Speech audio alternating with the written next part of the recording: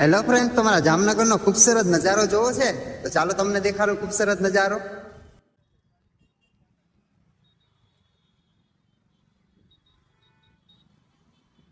Friend, આ છે રાણી લક્ષ્મીબાઈ અને જોવો અમારા જામનગરના ખૂબસૂરત નજારો, એટલે કે નવો પુલ બન્યો છે ત્યાંનો ખૂબસૂરત નજારો.